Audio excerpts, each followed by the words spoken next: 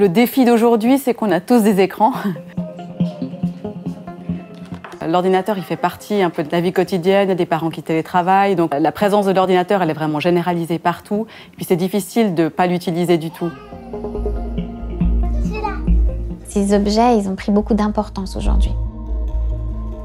C'est devenu des outils, on les utilise pour plein de choses différentes. Donc c'est des objets qui sont devenus hyper importants. Et en plus, c'est un objet qui est en lui-même attractif par le côté visuel, sensoriel, etc. Donc tout ça, ça le rend imbattable sur le plan de tous les objets intéressants sur cette terre. Le petit, il y a vraiment quelque chose qui l'attrape en termes de luminosité. Ça ne veut même pas dire qu'il comprend les images qu'il voit, mais c'est juste les flashs comme ça qui l'amènent, quoi. Le parent, il est là aussi pour réguler, pour être attentif. C'est très juste ce qu'elle fait. Elle baisse l'écran, comme ça diminue le pouvoir d'attraction de cet objet. Ce qui est intéressant dans cette situation, pour moi, c'est qu'il y a deux espaces un peu distincts. Un espace où un parent est en train de travailler, puis l'autre espace où un autre parent joue avec l'enfant. Et l'enfant, il est à distance de l'ordinateur, donc il n'est pas forcément happé. Enfin, son jeu n'est pas non plus interféré par ce qu'il voit de ce que fait l'autre parent. C'est joli quand même ce relais qu'il y a entre les deux parents. On est une équipe, maman qui doit travailler un moment, papa qui prend le relais, qui peut jouer avec les enfants. On voit dans notre environnement des adultes, papa, maman, on a tous des smartphones. Donc les enfants, ils vivent dans ce monde-là et ils vont avoir aussi tendance à vouloir reproduire, à imiter ces comportements d'adultes. Ça serait autre chose que le smartphone, un autre objet, un faux smartphone, ils feraient la même chose. Parce qu'en fait, ils font comme nous. Le fait qu'ils s'intéressent aux objets qu'on utilise et qu'ils cherchent à nous imiter, ça fait partie de ce qu'ils doivent faire. Ce qui est vraiment important, c'est qu'à côté de ces écrans, il y a tout un tas d'autres activités. La lecture partagée, c'est vraiment une activité essentielle qu'il faut préserver et proposer très régulièrement aux enfants.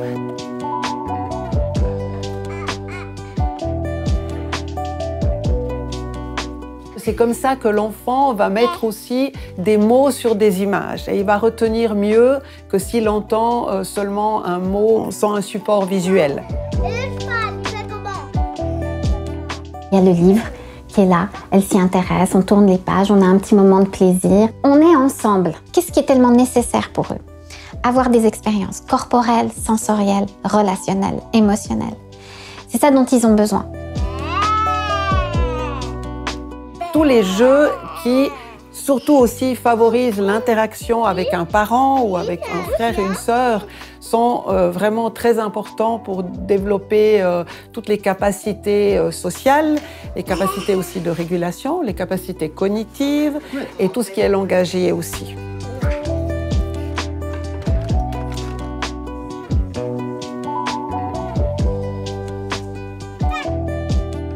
Il y a une seconde activité qui est extrêmement importante pour les enfants, c'est tout ce qui concerne les activités manuelles. On voit bien la motricité fine, de transvaser, de bricoler, de coller, tout ça. Et donc toutes ces activités-là répondent aux besoins de l'enfant et permettent de développer ses capacités multisensorielles, motrices, cognitives, affectives et permet aussi d'interagir avec les parents par ces moments-là.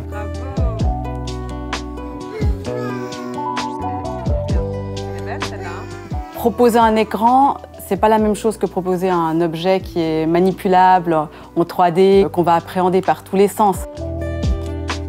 Un écran, on va surtout l'appréhender avec notre système auditif, notre système visuel, peut-être un peu tactile, mais au fond, c'est pas très varié. Alors que si on a un objet dans les mains qu'on peut toucher, qu'on peut jeter, qu'on peut mettre en bouche, qu'on peut sentir, qu'on peut regarder, on peut écouter le bruit que ça fait. Ça offre une variété d'expériences qui est vraiment très très différente. On est vraiment sur le moment de la motricité, de la découverte de la sensorialité, du monde physique. Ça veut dire vraiment voir qu'est-ce qui tombe, qu'est-ce qui rebondit, qu'est-ce qui est lourd, qu'est-ce qui est léger, qu'est-ce qui est chaud, qu'est-ce qui est froid, qu'est-ce qui est dur, qu'est-ce qui est grand, qu'est-ce qui est haut, où est-ce que je peux me glisser dessous, monter dessus. Tout ça, en fait, l'enfant, il va l'expérimenter. Voilà, elle grimpe, elle teste son équilibre. Donc elle met vraiment en jeu toute sa motricité pour l'aider à se développer. Et puis au fond, il faut très peu de matériel. On peut prendre vraiment ce qu'on a sous la main. Les ustensiles de cuisine, les objets du quotidien, c'est quand même une source de plaisir, une mine d'or pour les enfants. La bassine, pouvoir rentrer tout le corps dans un contenant, ça reste quelque chose d'universel. Tous les enfants, ils vont avoir besoin de le faire. Ça a été démontré, l'enfant joue beaucoup plus longtemps avec ce type de jeu. Il est beaucoup plus créatif, il va rester beaucoup plus longtemps absorbé dans son jeu. L'adulte n'aura pas forcément besoin nécessairement d'être disponible dans le jeu, mais peut être à côté et être dans une activité parallèle, cuisiner ou autre chose.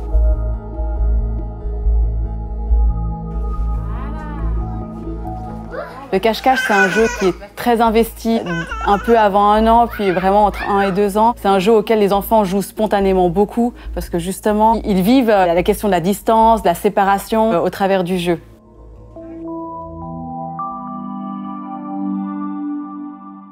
Ils découvrent le sentiment d'exister même quand ils disparaissent. Et ça contribue aussi à forger leur sentiment d'identité, un être qui est différencié du parent. Et donc ils se découvrent aussi comme une petite personne, finalement. On demande beaucoup aux enfants d'être calmes. Et il faut savoir qu'en fait, à cet âge-là, c'est pas possible toute la journée. C'est pas possible, en fait. Il faut vraiment être prêt à accueillir ça. On est vraiment dans un âge où, du coup, ça demande beaucoup de surveillance, c'est vrai. L'activité physique est très importante. Il faut que les enfants bougent. Il faut leur permettre d'exercer leur corps, leurs sensations et d'aller explorer ce monde et la nature. Ce qui est très intéressant, c'est de se dire qu'il y a du soleil, qu'il y a du vent, qu'il y a de l'ombre, qu'il y a du chaud, il y a du froid. Et tout ça, ça va nourrir l'enfant vraiment dans la construction de soi, de son corps, et c'est très important. D'où la nécessité de sortir au moins 1 fois par jour avec un enfant, je pense.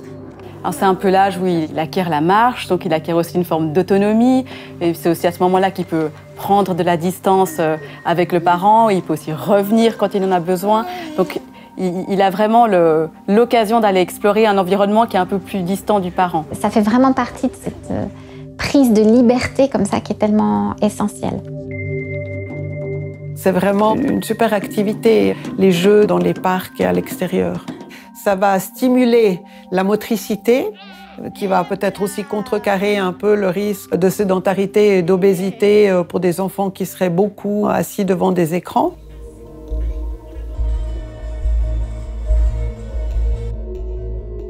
Ça occupe tout son champ visuel, c'est très lumineux, ça a des couleurs, avec beaucoup de choses qui bougent très rapidement. Ça capte totalement l'attention des enfants. On voit qu'ils sont en immersion totale.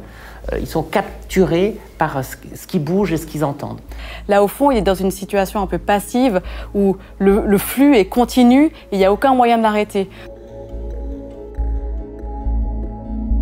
L'écran, il vient amener un silence du corps, ça veut dire une immobilité corporelle. Ce que je trouve très intéressant, c'est qu'elle remet son corps en mouvement. Et un enfant de cet âge, c'est ça dont il a besoin, en fait. Encore une fois, on voit ce corps de l'enfant qui nous parle, qui nous dit ce dont il a besoin, en fait.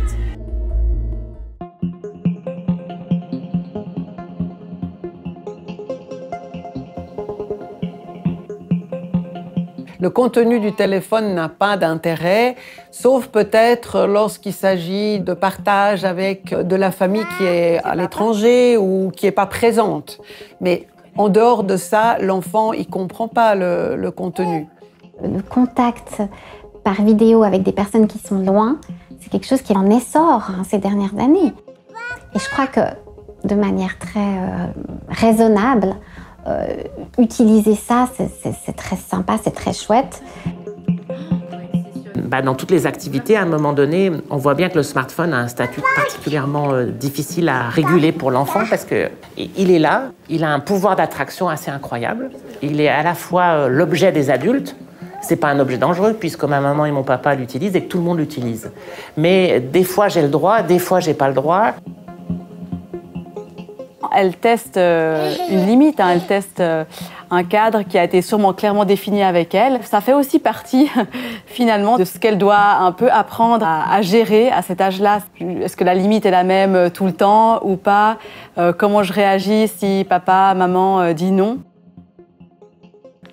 L'enfant est assez sensible à l'état de disponibilité du parent.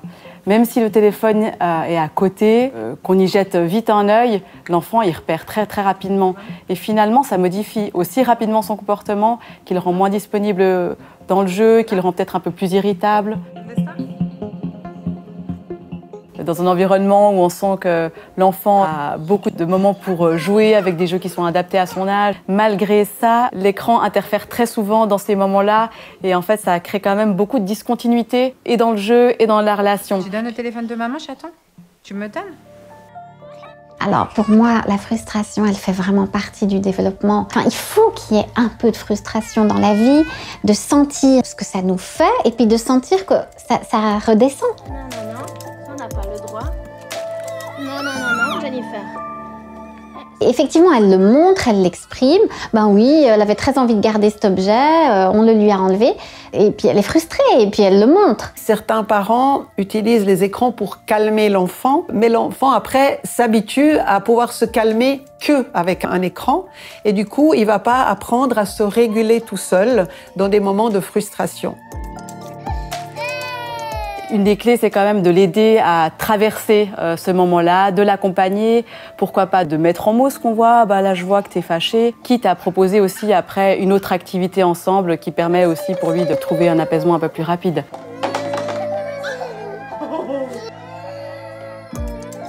En fait, finalement, l'enfant, il va sortir de la frustration grâce à différentes stratégies qui lui permettent de se réguler. Évidemment, le distraire. Mais encore une fois, on voit qu'au moment où il y a eu un écran, on va devoir être très disponible derrière pour gérer la fin de l'écran. La frustration, c'est normal. Et que, à des moments, ça fait partie de la vie et que c'est OK d'accepter aussi la crise et de ne pas vouloir l'éviter à tout prix. Ma recommandation, ce serait vraiment de dire on prend le téléphone et on le met ailleurs en fait. Ne laissons pas les objets connectés, les écrans aussi proches de nous parce que finalement ça vient faire interférence dans les jeux et dans la relation. Je crois que c'est vraiment ça qu'en termes de modèle on leur offre. Laissons les distracteurs de côté pour passer un véritable moment, même s'il est court, hein, mais de pleine disponibilité avec son enfant. L'expérience du parent, finalement, d'être avec l'enfant et de se laisser aussi surprendre par ce qui vient de l'enfant, c'est là où il va y avoir le plaisir.